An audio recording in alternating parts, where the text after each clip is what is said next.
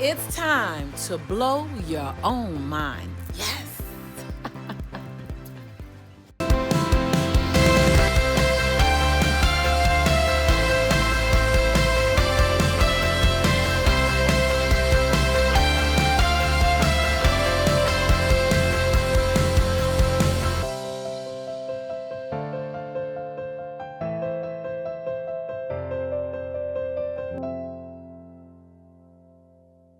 Hi there, and welcome back to the Lisa Nichols Show, where I share the tools that both you and I need to have the life that we want to achieve. The mindset, the actions, the discipline, and the people. I love reading your comments. Seeing you engage with each other, seeing you have an opinion, share each other's opinions. Gosh, I so enjoy it. In the episode, Why Your Beauty is in Your Imperfection. Oh, Pink Coffee's comments, I love them. BOL, exclamation point, exclamation point. My loved ones only need me to love myself so I can love them from my overflow. I am the only one that feels I need to be perfect. Love you so much, Lisa. I love you too, Pink Coffee. And then Zoe Carlson says, I have the tendency to match and mirror other people's negative emotions and do anything to make them happy. BOL, exclamation point, Zoe writes.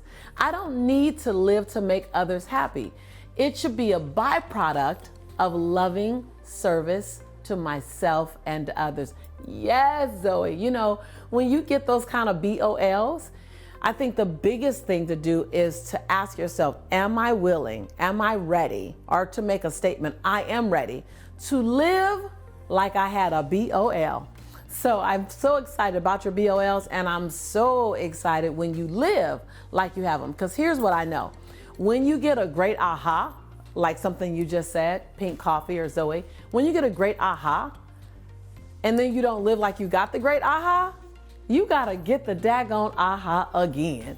So I'm so excited for your BOLs, and I'm more excited for you living out your breakthrough out louds. For those of you who are new, a BOL is a breakthrough out loud. That's a moment when your mind explodes with, oh yeah.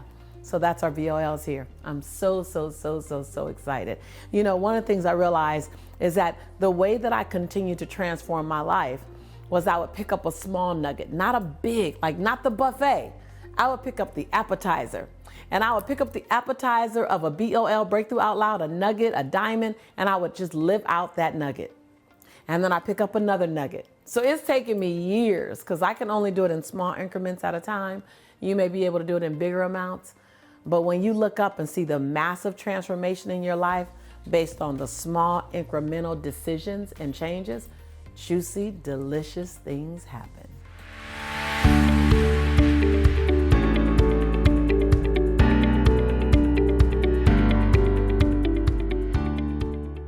You know, I'm always intrigued as to what our small minds, and I'm not saying that to minimize your mind because I'm putting mine into it, but what our small minds begin to rationalize at what makes us seem weak, what makes us seem scared, what makes us seem vulnerable. Like we translate that and the smallness of how we choose to think in a contracted way, that takes something away from us. When I realized some of the most powerful things that you can do is ask for help. That when you are willing to be responsible enough for your breathtaking future, when you're willing to own the power that you have in the world enough that you don't want to just add to it what you know, you want to add to it what someone else might know. Like that's brilliant. When I look at all of the great leaders, when I study those who I study, Dr. Martin Luther King, Nelson Mandela, and some people you may not know, I look at how they sat at the feet of someone else. I look at how their humility, I look at how their ego didn't get in the way of their service. See, when you look around and you say, I don't want to ask for help or I don't want to ask for support, you really have your ego engaged or your fear, one or the other. Either it's fear of being disappointed, hurt, or perceived as something you don't want to be perceived at, or it's ego saying, I don't want people to think I'm weak. I don't want people to think, fear and ego are never working in your best favor. When you can say, and I think the muscle that I've developed the most is the raise my hand muscle, to go help. That I've only taken myself as far as I can take myself. I often use the example of if a world-renowned back surgeon, I mean, one of the most brilliant back surgeons on the planet, if he said, you know what, I'm so good at doing surgery on someone's back, I think I'm gonna do surgery on my own back. All of a sudden, he's just gone from brilliant to ding dong, because it's obvious you can't do surgery on your own back. Think about that when you're going through something. You're like, oh my God, I give other people such good advice. I give people this same advice. Why can't I take it? Well, think about it as the back. With someone else, you can see them 360. You can't see your whole situation 360. So you're looking at it from a different perspective. And so give yourself permission to raise your hand. Matter of fact, say that this is the part of me that's growing when I raise my hand. This is the part of me that's recognizing I have something so good, so amazing to give to the world. I don't want to just take them there with just based on what I know. I always say, find someone who's 10 to 20 steps ahead of you, and then hook your caboose onto their train. Eat your Wheaties, hydrate, take your B12 sublingual under the tongue, and then run with them. Like, that's smart, that's brilliant. And whenever you have the question, how will they think of me? What would they say about me? What would their perception be of me? Remember what my grandmother has said, and she's told me so many times, baby, other people's perception of you ain't none of your business. You know, I realize that so often we're trying to influence other people's thought of ourselves. And when you're doing that, you're out of your head. You're out of your power. That your job is to show up 100%. You're always 100%. You didn't wake up this morning 50% of you. You didn't wake up this morning 85% of you. You woke up this morning 100% of you. Now, that doesn't mean you have enough to get the job done. That's when you add your 100% effort to someone else's 25% effort, and you have 125 to get the job done. That's when you take who you are, you celebrate and own all of you. I know what I know, and I'm not gonna minimize what I know.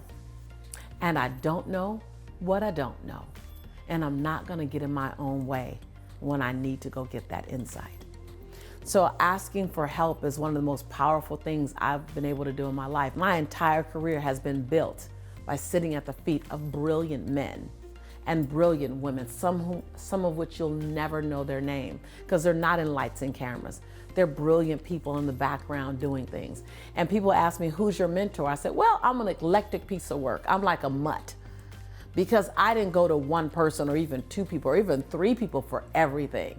I was a piece, so I found people who were genius at something, and whatever they were genius at that I needed, I asked for help. I raised my hand. So I invite you to boldly raise your hand. That's the first way that you build the muscle. So raise the hand, build the muscle, ask for help, and then be kind enough to yourself to implement the answer that you get, and then be blown away by the results that you produce. The best version of you is on the other side of the answer that you'll get to the question you'll ask, then the action you'll take. I'm excited to see what comes out of that. Remember that this show is not a monologue. I am not interested in being the only person who talks here. This conversation is a dialogue. I would love to hear from you. What was the biggest takeaway from this conversation? What do you know you need to raise your hand and ask for help with? Now I want you to give me the list, and you don't just need one thing, or if you have 5, there's something wrong with you. No, there's something really right with you, that when you know these areas, in my eating, I need support. In my working out, I need support. In my wanting to get up in the morning and take a stretch or do some yoga, I need some support. Or is that just me? I want to know the areas that you know you want to raise your hand. And I want to know what aha you got. What was your BLL, breakthrough out loud? I forgot that. Or I never thought of it that way. Please comment below. Comment on what you got from it, what you learned from this episode, what value, or what's some of your biggest questions. Leave a comment. Be sure to subscribe. This is your tribe. And look out for more awesome, delicious, sometimes spicy content in the future. After all, this is your home, and we are your tribe. And I am your sister in prosperity and in possibility. And when I say that I believe in you and that I love you, it's simply because I do. I'll see you real soon.